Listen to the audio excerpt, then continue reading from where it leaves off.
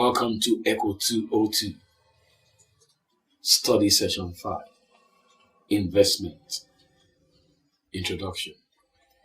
In the previous study session, we treated one of the major components of aggregate expenditure, the consumption function. In the present study session, we shall examine another component of aggregate expenditure, that is investment. Furthermore, we shall look at the determinants of investment and also the accelerator principle. Learning outcomes. When you have studied this session, you should be able to 1. Point out the determinants of investment. 2. Discuss how the accelerator principle operates and its limitations. 3. Analyze the relationship between savings, investment, and the rate of interest. And 4. Discuss the profit theory of investment. Determinants of investment. Several factors influence the level of investment in any country. Some of these factors are examined below. The rate of interest. This is perhaps the most important determinant of investment. Most investments are made with borrowed money, for which the borrower must pay a market rate of interest. Thus, the decision to invest or not depends on whether the expected rate of return on new investment is greater or less than the interest rate that must be paid on the amount to be borrowed to acquire these assets. Logically, the lower the rate of interest, the higher the amount of new investment that will be made. In a functional form, we expect a negative relationship between investment and the rate of interest. Marginal efficiency of capital and the rate of interest. The marginal efficiency of capital is the rate of return on new investment. Sometimes it is also referred to as expected rate of return over cost on new investment. At equilibrium, marginal efficiency of capital and the rate of interest will be equal. This is because firms would continue to make new investment as long as the rate of return on the new investment is greater than the interest rate. Since capital is also subject to diminishing returns, we expect the rate of return on new investment, or alternatively the marginal efficiency of capital, to fall as the stock of capital increases, as shown in the curve below. The figure above confirms our proposition that the marginal efficiency of capital is negatively related to the stock of capital. For instance, a fall in the rate of interest from I2 to I1 causes an increase in new investment expenditure from K1 to K2. The level of income. Research studies have shown that the level of income might be a better inducement to investment than the interest rate. This is because increase in income will lead to increase in demand for goods and services. Assured of the presence of a willing demand for their output, businessmen will undoubtedly be encouraged to increase their investment in order to cash on the potential increase in their profit level. Changes in income. This is the accelerator theory. According to this theory, investment is related to the change in national income. When income is increasing, it is necessary to invest in order to increase the capacity to produce consumption goods. However, when income is falling, it may not even be necessary to replace old capital, as it wears out, let alone to invest in new capital. In symbols, investment is a function of change in income. This implies that investment depends on change in output. How the accelerator principle works. Let's assume that there is a particular constant stock needed to produce a given level of an industry's output. The ratio of the value of capital to the annual value of output is called capital output ratio. With this assumption, suppose that the industry is producing at full capacity and the demand for its product increases. If the industry is to produce a higher level of output, its capital stock must increase. This necessitates new investment. Table 5.1 provides a simple numerical example of the accelerator. We assume that it takes 5 naira of capital to produce 1 naira of output per year. In year 1 and 2, there is no need for new investment.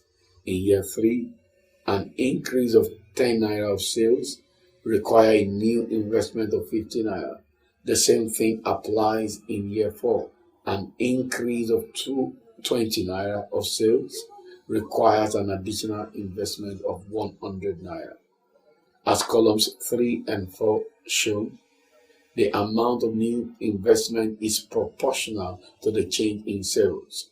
When the increase in sales tapers off in years 7 and 9, investment declines and eventually becomes zero in year 10. This idea of accelerator principle, that investment depends on the changes in demand, represents an important source of instability in national income. It combines with the multiplier to generate economic cycle via the multiplier accelerator model. 3 general predictions of the accelerator are the following. 1. Rising rather than high level of sales are needed to call forth net investment. 2. For net investment to remain constant, sales must rise by a constant amount every year. 3. The amount of net investment will be a multiple of an increase in sales because the capital output ratio is greater than 1. Limitations of the accelerator. The accelerator model posits a mechanical and rigid response of investment to changes in sales. It does this by assuming a proportional relationship between changes in income and the size of the desired capital stock, and by assuming a fixed capital output ratio. Each of these assumptions is valid to some degree. In the short run, there are many reasons why investment may not conform to the rigid proportionality implied by the accelerator principle. The most obvious reason is that the adjustment of actual desired capital is asymmetric with respect to positive and negative output changes. When the economy expands and actual capacity lags behind desired capacity, business firms expand their capital stock. On the other hand, no firm would deliberately destroy enough of its machine to bring actual capacity in line with desired levels when the economy enters a slump and demand declines. Expectation. Since present investments are usually made in expectation of future demand, the decision to invest depends on the hope about the future. When a firm has a high optimism about the future, it can embark on increased investment presently and vice versa. However, because of the uncertainty about the future, firms are usually very cautious about increasing the level of investment they made. Relationship between savings, investment, and the rate of interest. There is a close interdependence between savings, investment, and the rate of interest. We have mentioned in the earlier part of this study session that most of the funds used for investment purposes are borrowed from banks and other sources of credit schemes. Whenever the amount of fund presently available from all these sources are not enough to sustain the magnitude of investment, the investors in the economy want to make there will be competition for available funds. Since the market rate of interest is however determined by the forces of demand and supply, the excess demand in the market for funds would therefore push up the market rate of interest. Financial theories of investment. Some economists have laid emphasis on the effects of financial factors on investment, but we shall study only the profit theory of investment. The profits theory of investment. The profit theory regards profit, in particular undistributed profit, as a source of internal funds for financing investment.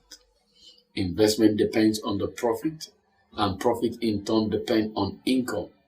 In this theory, profit relates to the level of current profit and of the recent past. If total income and total profits are high, the retained earnings of firms are also high, and vice versa. Retained earnings are of great importance for small and large firms when the capital market is imperfect because it is cheaper to use them. Thus, if profits are high, the retained profits are also high. The cost of capital is low and the optimum capital stock is large. That is why firms prefer to invest their extra profit for making investment instead of keeping them in banks in order to buy securities or to give dividend to shareholders. Contrariwise, when their profits fall, they cut their investment project. This is the liquidity version of profit theory. Another version is that the optimal capital stock is a function of expected profit. If the aggregate profit in the economy and business profits are rising, they may lead to the expectation of their continued increase in the future. Thus, expected profit are some functions of actual profit in the past. Edward Shapiro has developed the profit theory of investment, in which total profit varies directly with the income level. For each income level of profit, there is an optimal capital stock. The optimal capital stock varies directly with the level of profit. The interest rate and the level of profit, in turn, determine the optimal capital stock. For any particular level of profit, the higher the interest rate, the smaller will be the optimal capital stock, and vice versa. Summary.